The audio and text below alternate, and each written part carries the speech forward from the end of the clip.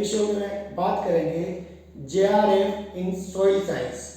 और इसमें टॉक को आगे बढ़ाने से पहले मैं आपको बता दूं कि आज हमारे साथ जो है डॉक्टर हिना परवीन मैडम है, जो असिस्टेंट प्रोफेसर कम जूनियर साइंटिस्ट है in department of soil science BAU Sabour में। और presently doctor Hina Parveen madam जो है डॉक्टर कलाम एग्रीकल्चर कॉलेज में अपनी सेवाएं दे रहे हैं।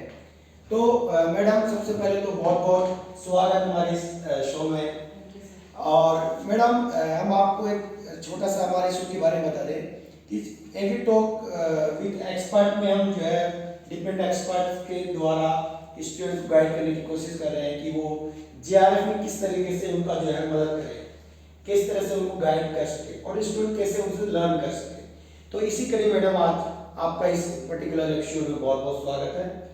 और इसी डियर स्टूडेंट मैं आपको बता दूं, हिना परवीन मैडम अपने ज़माने में वो अच्छे स्कॉलर रहे हैं, उनको कुछ अवार्ड भी मिले हैं और आपको अभी रिसेंटली ज्वाइन किया है इन्होंने बीएयू में। तो इनको अभी इस पर्टिकुलर जो एग्जामिनेशन है जेआरएफ उसका इनको काफ़ी अच्छा नॉलेज है, अभी मेमोरीज ताज़ा है।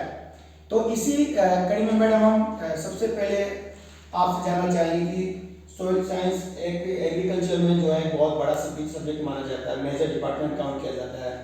और तो इसमें क्या इसको आप एक छोटा मतलब कम शब्दों में बताइए कि बच्चों को कैसा स्कोप है इसमें, बच्चे इसमें ज़्यादा तैयारी करें तो इसमें स्कोप को लेकर कुछ बताइए मैडम।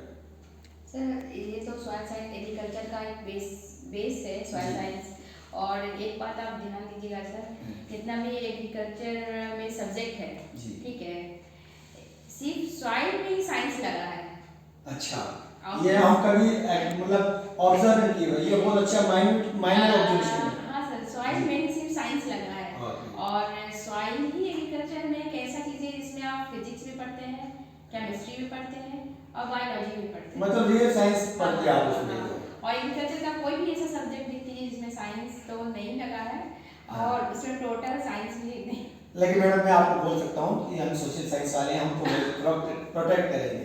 तो सॉइल और सोशल दोनों में ही साइंस है, बाकी सारे सब्जेक्ट अच्छे हैं, हम वो नहीं कर रहे, बस ये जो पार्ट था।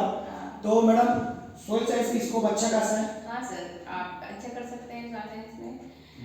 केवीके में भी है उसका, और असिस्टेंट प्रोफेसर का तो सब जगह जरूरत ही पड़ता ही है। आजकल एग्रीकल्चर आईएससी में भी एग्रीकल्चर पढ़ाए जा रहे हैं, उसमें भी है, उसमें भी जरूरत है। और सॉइल से ऑफिसर भी बनते हैं, हाँ, उसमें भी पढ़ते हैं, सब्जेक्ट मैटर एक्सपर्ट भी जो पढ़ते हैं, और अपना पर्सनल एम्प्लॉयमेंट तो कर ही सकते हैं इसमें, जैसे सॉइल लेबोरेटरी वगैरह एस्टैब्लिश करके बहुत सारे। तो डियर स्टूडेंट्स, सॉइल साइंस में जो है जो अपॉर्चुनिटीज की कोई कमी नहीं है, ये बहुत ही मेजर सब्जेक्ट है। एग्रोनॉमी और प्लांट ब्रीडिंग और सॉइल साइंस, हॉर्टिकल्चर, ये कोर सब्जेक्ट में आते हैं। तो इसी पे आज हम चर्चा कर रहे हैं मैडम से। और मैडम इसमें जो है आप जैसे बच्चे जब इसमें जेआरएफ की तैयारी करने के बारे में सोचते हैं तो कब से तैयारी शुरू कर देनी चाहिए आपके हिसाब से? जब वो थर्ड ईयर में हो, जब सेकेंड ईयर में हो, कब से स्टार्ट कर देना चाहिए? हमको तो लगता है कि 1 साल पहले से ही हम प्रिपेयर हो जाए। माइंड सेट बहुत जरूरी होता है। अच्छा। हम जब यूजी में एडमिशन ले, एक सेमेस्टर तो देखने में ही बीत जाता है कि क्या क्या सब्जेक्ट है, क्या नहीं है। सिलेबस को कवर करने में, क्योंकि बहुत सारे आजकल लोग आ रहे हैं जो बाहर के भी रहते हैं और कुछ एग्रीकल्चर के भी रहते हैं। कंपटीशन बढ़ गया है। कंपटीशन बढ़ गया है। तो आप पहले आप पूरा होल सिलेबस आप देख लीजिए एग्रीकल्चर में आपको क्या पढ़ना है, और उसके बाद आप डिसाइड कीजिए कि हम कहाँ जाना चाहते हैं, ठीक है। उसी के अकॉर्डिंग आप तैयारी कीजिए। अगर आप सॉइल साइंस का सब्जेक्ट लेना चाहते हैं तो जेआरएफ की तैयारी के लिए क्या सिलेबस है, ये मैंडेटरी है कि आपका सिलेबस कंटेंट आपके पास रहना चाहिए। हाँ, सिलेबस क्या कितना कितना आता है, क्या आता है, आजकल तो सब जगह मार्केट में अवेलेबल है सर, वो आज मिल जाएगा आपको इजी मिल जाएगा कि कोर्स आपका क्या है, क्या पढ़ना है, सिलेबस वो आप देख लें। सबसे पहले आप सिलेबस को सिलेक्ट करें, फिर आप प्लानिंग कीजिए कि आपको क्या पढ़ना है। और आजकल तो ये भी हाईलाइट कर दिया जाता है कि किस टॉपिक्स में कितना परसेंटेज आ रहा है, मतलब किस पोर्शन से कितना क्वेश्चन निकल के आते हैं, वो आप एक बार चेक कर लीजिए कि सबसे ज़्यादा हमको फोकस किस पे करना है। इसमें सबसे ज्यादा नंबर आने, सबसे ज्यादा मतलब क्वेश्चन आपको ओवरऑल एक प्लानिंग पहले से कर लेना है कि सिलेबस आपके पास होना चाहिए, हाँ। किस पोर्शन इंपॉर्टेंट है उसको हाँ, नोट डाउन कर लेना हाँ, चाहिए हाँ। और पूरा प्लानिंग साल भर का कर लेना चाहिए। तो बेसिकली अगर मैडम थर्ड ईयर से स्टार्ट किया जाए तैयारी बच्चा तो क्या वो गुड माइंड तो सेट आप पहले से करते हैं। हाँ। प्रिपरेशंस का तैयारी करने में आपको थोड़ा सा टाइम लग सकता है, क्योंकि आपको बुक बेस्ड बुक सेलेक्ट करने के लिए, और फिर बहुत सारे ऐसे भी अनवांटेड मटेरियल भी रहते हैं कि कुछ नॉन स्टैंडर्डाइज्ड मटेरियल होता है, हाँ, स्टैंडर्ड मटेरियल नहीं होता है। हाँ, तो वो सब आप कर दीजिए अच्छे से। तो एक मैडम साल वो इनफ है। एक साल का? Enough। हाँ यही मेरा सवाल था कि बच्चों को कितना समय देना चाहिए, एक साल काफी है हाँ, JR? yes, sir। तो डियर स्टूडेंट आप देख रहे हैं कि एक साल में अगर आप JR की तैयारी करते हैं तो आप आराम से क्लियर करेंगे, आराम से क्रैक कर सकते हैं उस पर। तो दूसरा क्वेश्चन मैडम जो आता है बच्चों के सामने, जो आप अभी बोले भी कि बहुत सारा वेस्ट मटेरियल, कच्चा मटेरियल जिसको बोलते हैं, स्टैंडर्डाइज्ड मटेरियल, स्टैंडर्डाइज्ड बुक पढ़ना जो है वो बहुत ज़्यादा इंपॉर्टेंट है।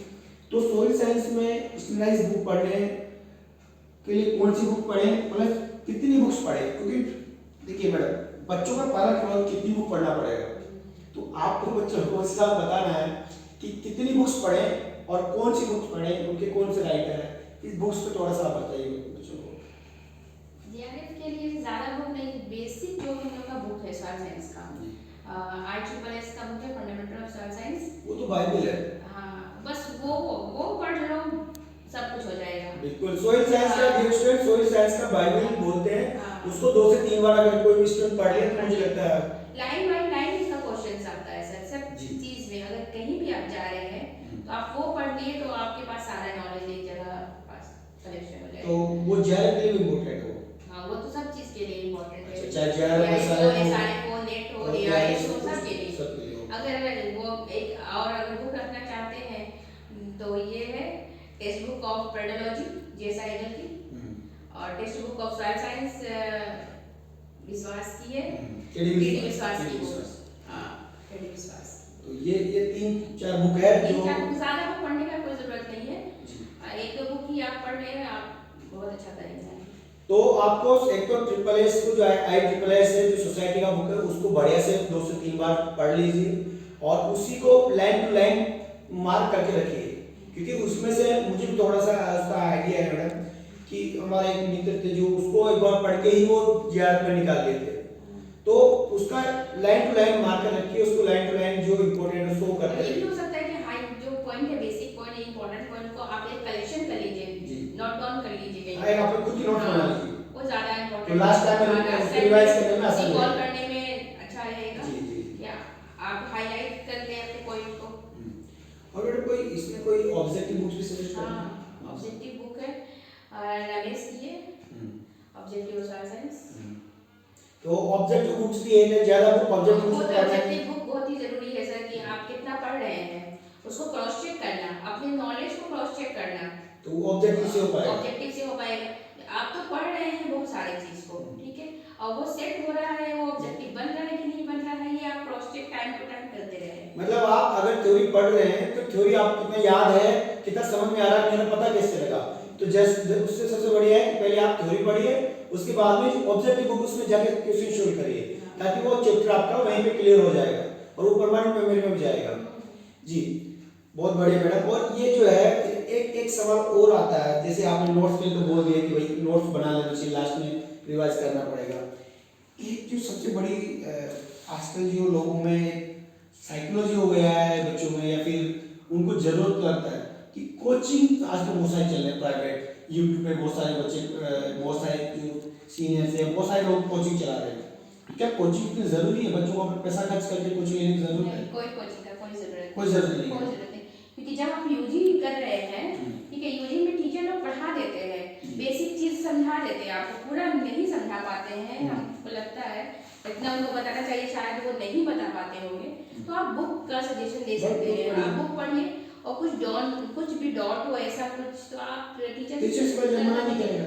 इसमें कोई भी कुछ भी साइंस ऐसा कुछ नहीं है कि आपको एकदम जाना है कोचिंग जरूरी है, ऐसा कोई जरूरी। तो आप देख रहे हैं बच्चों की कोचिंग हमारे पिछले एक्सपर्ट ही बताए थे और आज मैडम ये सजेस्ट करी कि कोचिंग कोई जरूरी नहीं है, आपको कोचिंग लेने की आवश्यकता नहीं है।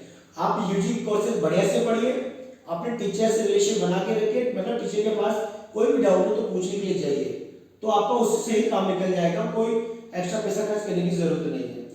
तो मैडम इसके अलावा एक और जो इम्पोर्टेंट क्वेश्चन यहाँ पे जो बनता है कि भाई जेआरएफ में जो एक पर्टिकुलर क्वेश्चन होता है जो सबके लिए आता है, जिसको हम जनरल एग्रीकल्चर बोलते हैं, तो जनरल एग्रीकल्चर की तैयारी के लिए कुछ बच्चों को आप टिप्स देना चाहिए कि साथ के साथ जनरल एग्रीकल्चर की तैयारी होती रहे।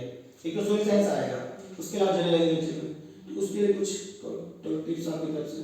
जनरल एग्रीकल्चर जो आप पढ़े हैं यूजी में, जितना चीज भी आप पढ़े हैं आपके पास नोट्स होगा, क्योंकि ये ऐसा नहीं कि जनरल एग्रीकल्चर कहीं से भी नहीं पूछता है, जो बेसिक चीज है बस वही पूछा जाता है सर।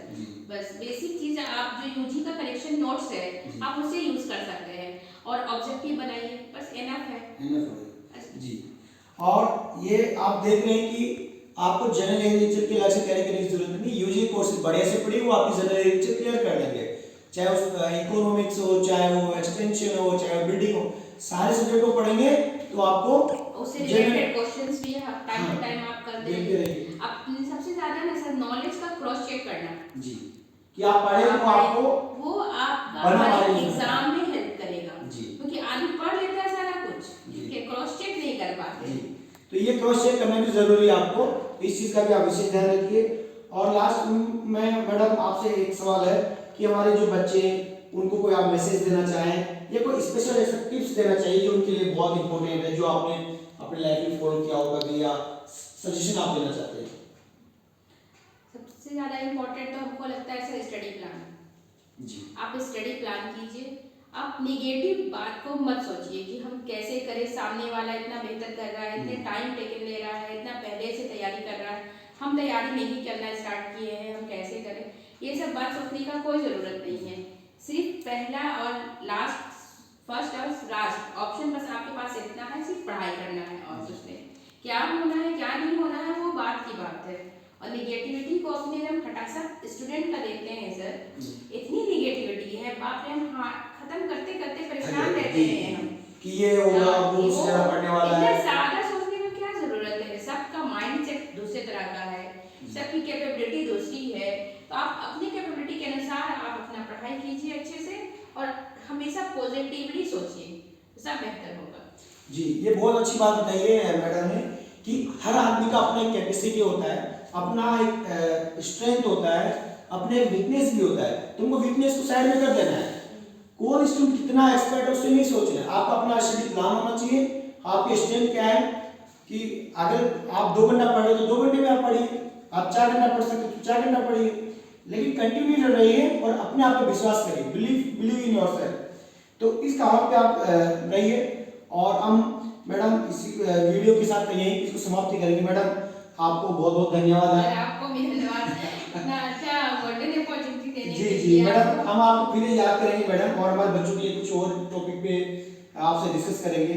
उम्मीद है बच्चों आपको ये वीडियो जो है इंफॉर्मेटिव लगा होगा, पसंद आया होगा। अगर आपको वीडियो पसंद आए तो अपने दोस्तों के साथ शेयर करिए, बाकी अपने जो फ्रेंड सर्कल उसमें शेयर करिए। और ऐसे अमेजिंग वीडियोस के लिए, ऐसे अच्छे वीडियोस के लिए आप डॉक्टर एलवी बिजनेस के साथ बने रहिए। मिलते हैं अगले वीडियो में किसी और एक्सपर्ट के साथ। Thank you.